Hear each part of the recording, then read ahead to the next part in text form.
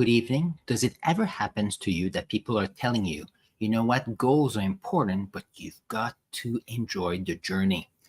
Every so often, people say, well, goals are important, but the journey may be more important. And sometimes it's hard to understand what it means. So tonight we're going to discuss about that, and it is based on a book called Atomic Habits by James Clear, where I'm going to share with you how creating amazing habits will be the best way for you to get the best journey to achieve your goals. And this is the message I have tonight. So welcome to this podcast. My name is Alain Faber. I've been a teacher for more than 25 years, and I do these podcasts on Wednesdays to share ideas, either from people that I have conversations with or from books I read, and I hope you will enjoy that. I'm going to do a quick sound check to make sure that things are good. We are ready to go. So if you're new to this podcast is always divided in three big parts. One is about the learner's perspective, one is about the teacher's perspective, and one is about the leader's perspective. But before I start, let's see if we can talk about that book called Atomic Habits from James Clear. So when you are going to his website and you're reading his book, I was looking on the internet, and he has three key lessons from his books. And there they are. I took some notes as I was reading it. So the three big lessons are the following. The first one, small habits make a big difference. And let's see if I can share that with you. So sometimes when we think of small habits, it's habits you have in the morning, what you do during your lunchtime, what you do during the day. Do you maximize your activities towards the goals you want to have? So the idea here is, do you have the proper habits that are contributing to the goals you want to reach? Because as he's going through his books, often to improve by 1% our habits, then in the long run, it makes a difference. And it reminds me of one statement by Tony Robbins. And he mentions often that too many people overestimate what they can do in 1 year, but they often underestimate what they can do over 10 years.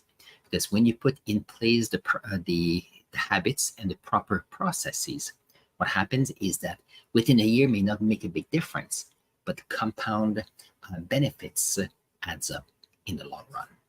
So the second key lesson is the following. Forget about setting goals and focus on your systems. So here, the idea here is, as I mentioned earlier, too often people are focusing on their goals.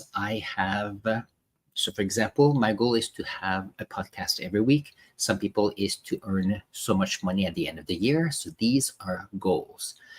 But beyond that, you need to create systems so that you have the proper habits so that you can, for me, do the podcast every week, and for others to keep an occupation or have a company or a job that is making sure that they have the earnings they want. But what's interesting is that you need to enjoy the process.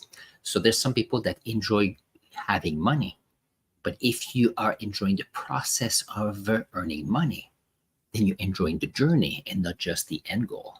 So I'm enjoying the process of doing these podcasts, researching different topics to share with you.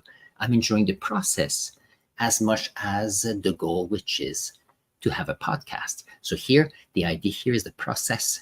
To have systems in place makes a difference. And the third part is build identity-based habits. So that means that when you are creating a habit, try to see if it's not something you have to do, but you are creating a habit so that it is contributing to the end goal. So for example, on July 17th this year, I decided that I wanted to walk 7,000 steps a day, minimum. So I've done it every day. So there's a few things here. So it took me time to start it, because when you start, you say, well, I'm going to do it for a few days. But if you want to make it so it becomes part of your identity, part of what you want to do for your health or your mental health, then you have to make sure that you are creating habits that will improve the behavior that you have towards your goals. So here are three key habits here. Now, It's easy. You say, well, habits are easy. He talks in his book about the 4 quadrants that always need to be considered when you are considering habits. And let's see, oh, there they are.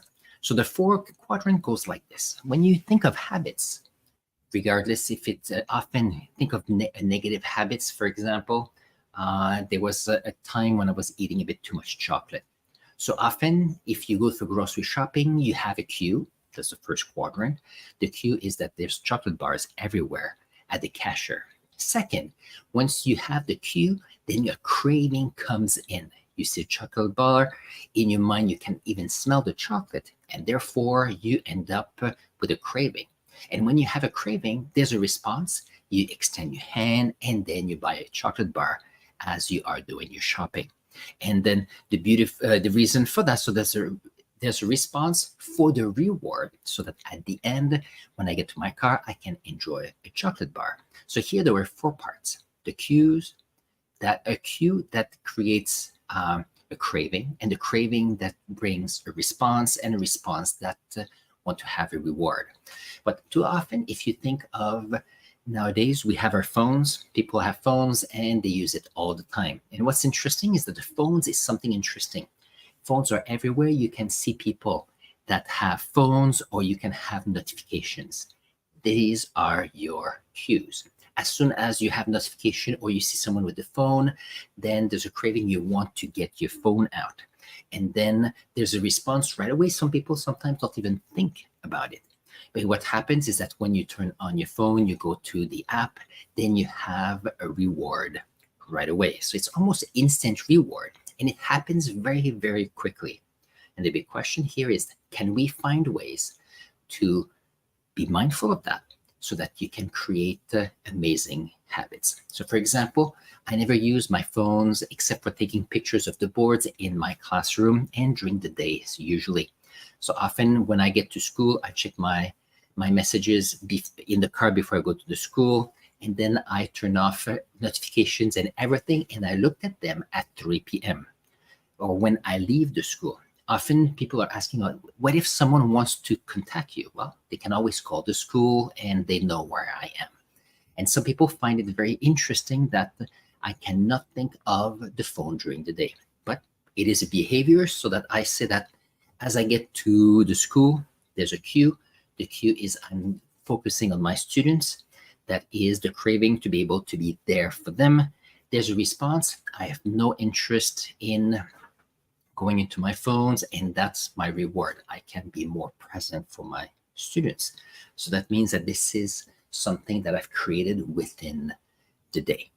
Does it mean that there's negative cues and positive cues? Well, cues are cues. The big question here is that to go from a cue to a craving to a response to a reward, is the reward getting you closer to your goal? So for example, if I want to be healthier, then I have a cue where I want to go at about 10 o'clock in the morning in the summer anyway. It's time to go for a walk. So that's my cue.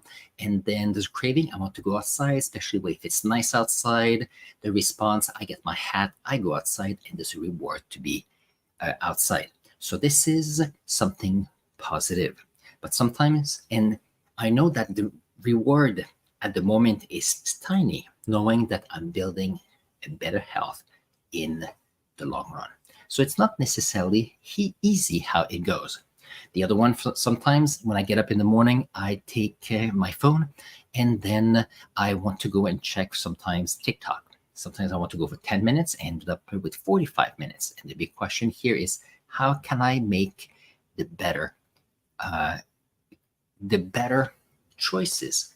And the best choices is when they are identity based. You make your decision and your habit as part of your identity.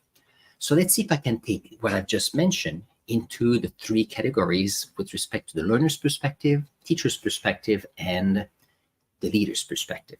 So if you're thinking of a student, so for the student's perspective, I took some notes here. What's interesting here is that you want to be able to have students being ready to learn and collaborate in a classroom. So lately in the news, they say that students will not have access to their phone in the classroom. And the reason for that is every time there's a notification or someone sees a phone, it takes it to take them out. And then it's a break in the learning opportunities.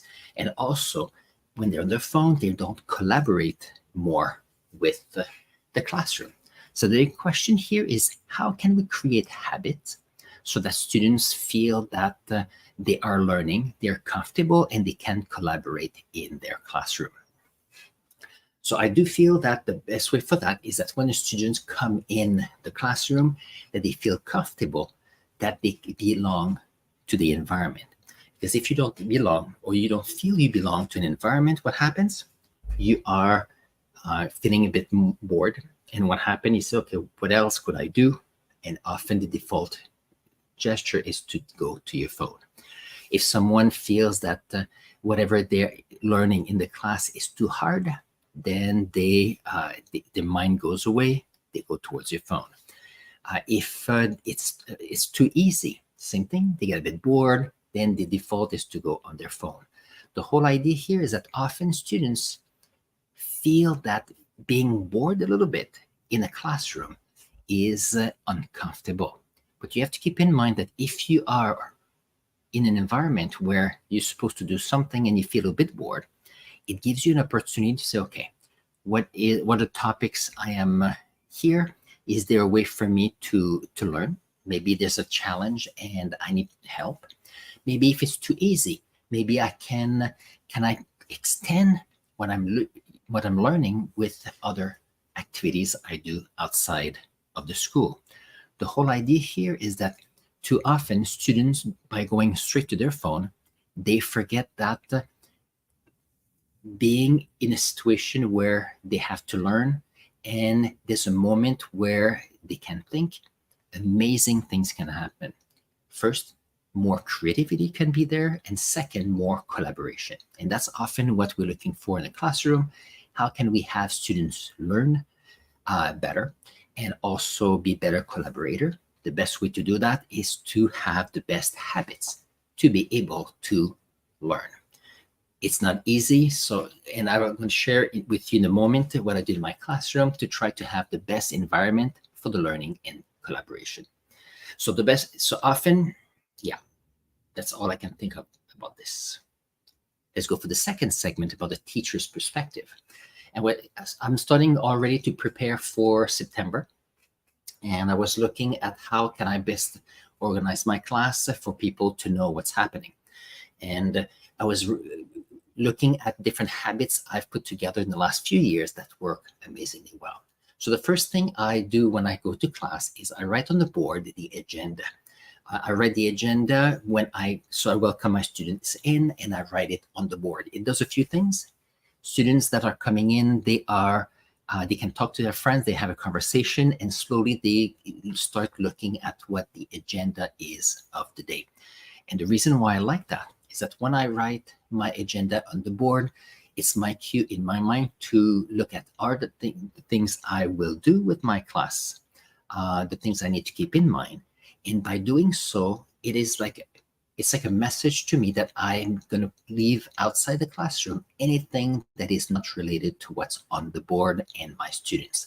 It frees up my mental energy and it's so much easier for there. Once it's done, then I get the attention of the students and then I read the agenda for the day. So on top of writing down, I will read it with the students. And then I ask if there are any clarification questions. And by doing that, there's a few things. First of all, students have a chance to, if they have their phone, they put their phones away. They know they have to refocus. They have a chance to see what the agenda is for the day. And they know what they're going to do. I always put a 5-minute break in the middle so they know what's the first part they have to do. Then there's a break, then the second half. And I realized that by giving a break halfway through, allows students, if they find something that is great, then they're happy to go to the break and continue. If things are a bit hard, then it gives them a break to ask a question or just be able to regroup before we continue. And if it happens that the first bit is a bit easy, Then they have 5 minutes to see if they can ask questions, or I can help students to do a little bit more or have a better, to give extension activities. And what I noticed is that to the 5 minutes, then people are ready to learn again. And on top of that, in the last 2 years, I've been telling my students that the goal is to focus in class and not have any homework. And at first people say, well, if you don't have homework, how can we do the study and learning? So I'm not saying that they should not do any work or they cannot do any homework, but I'm saying that if they are focusing in class, doing the activities, the extension activities, doing the hands-on activities, having discussions and collaboration, they have done a lot of work to be able to understand what's happening. If it happens that they're focused, then they're ready for the following day, the following week. If they're not paying attention in class, then they have to review during the evening what they've done. They need to call friends because saying they don't understand. What happens is that they need time to reset their brain to review what they're doing. And then evenings are often not as efficient as during the day. They're a bit tired. And I do believe that after school, students ought to be able to focus on other interests than classes that they have during the day, especially because some people enjoy the school, but some people sometimes don't enjoy school. So that's something to look into. I teach science classes and French classes, and I do the same for all my classes, and it works nicely. Very good. So this and that. Something else. So another one with the journey. If you think of, I've been teaching for 25 years, and there's one credit that I've taught every single year, twice a year, because I work in high school. So let's say that I've taught between 20 or 30, maybe 40 times the same credits, which is a grade 9 general science course. Now people say, well, it doesn't get boring to always do the same thing. Well, what's interesting is that when I approach a new class of the same credit, that's true that the topics are the same, but then the environment, the group chemistry, the questions I have, the interaction I have with the class are always different. And that's what makes a difference.